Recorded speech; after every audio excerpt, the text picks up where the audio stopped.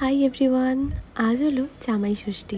জামাই ষষ্ঠীর দিন তাই সকাল সকাল রেডি হয়ে গিয়ে আমরা দুজন বেরিয়ে পড়েছিলাম ওই বাড়ি যাওয়ার জন্য। ফার্স্টে ঢুকলাম বলরাম মল্লিকে, একটু মিষ্টি নিয়ে নিলাম এখান থেকে, আর তারপরে রওনা দিলাম ওই বাড়ি যাওয়ার জন্য।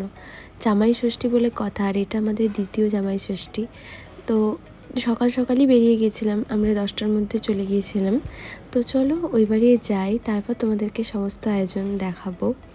তো এই যে ফাইনালি চলে এসেছি বাড়ি, আর এই হচ্ছে রূপের আউটফিট। আর ব্রেকফাস্টে আছে জিরে মুরগি, টক দই, ফল, লুচি, আলুর তরকারি, 8 রকম মিষ্টি, তারপরে হচ্ছে ওদিকে মিষ্টি দই, সমস্ত কিছু যেগুলো ব্রেকফাস্টে হয়।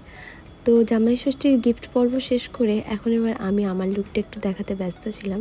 তো এই যে এইদিকে আমি ভিডিও করছিলাম, ওদিকে তিনি এখন খেতে ব্যস্ত। এই যে ফলার খেতে ব্যস্ত এখন। দিদির আসতে লেট হচ্ছিলো বলে সেজন্য মা আমাদের খেতে দিয়ে দিয়েছিল। তো তারপরে আবার দিদিরা এলো, অয়নদা এখন খেতে বসেছে। এখানে অয়নদা খেতে বসেছে, আর দেখো ফচকের অবস্থা দেখো, সে শুয়ে পড়েছে কোলে। এখন এদিকে আমি ভিডিও করছি বলে আমাদেরকে দেখে দেখে হাসছিল। যাই হোক, মা এদিকে লাঞ্চের প্রিপারেশন করছে, একাই সকাল থেকে উঠে সমস্ত রকম রান্না করেছে। তো এইদিকে এখন মাটন রয়েছে, এইদিকে মাছগুলো এখন মা রেডি করছে, আর এইদিকে চাল ভেজানো আছে, হবে হচ্ছে পোলাও। আর দিদি এদিকে লেগে পড়েছে এসেই রান্নার কাজেও, এখন পোলাওটা বানাচ্ছে, আর আমি এদিকে মাটনটা করব বলেছি, তাই মাটন করছি। তারপরে মাটন হয়ে গিয়ে ফিশ ফ্রাইটা আমি ভাজছিলাম, আর মা এদিকে খাবার দাবার সমস্ত রেডি করছিল, সমস্ত সাজাচ্ছিল। তো এখানে এখন সমস্ত খাবার রেডি করা চলছে, আর আমি এদিকে ফিশ ফ্রাই গরম গরম ভেজে নিয়ে চলেও এসেছি। তারপরে রূপ বসে পড়েছে এখন খেতে। এইদিকে মা সমস্ত কিছু দিয়ে দিয়েছে অয়নদা আর রূপকে।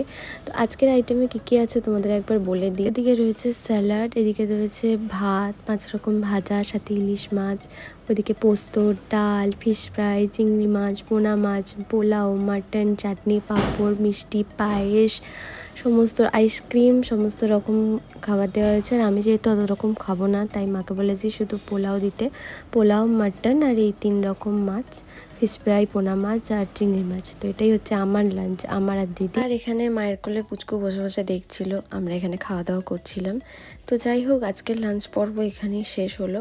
তারপর খাওয়া দাওয়া করে পুচকুর সাথে একটু খেলছিলাম, ও তো খেলতে ব্যস্ত, আর আমরাও ওর সাথে এখন বকবক করছিলাম।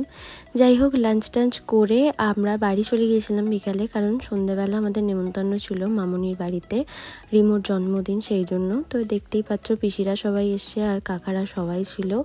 তো আজকের দিনটা এইভাবেই কাটলো। তো কেমন লাগলো আজকের ব্লগটা অবশ্যই জানিও, যদি ভালো লেগে থাকে please like, comment, subscribe my channel. আজকের মতো বাই।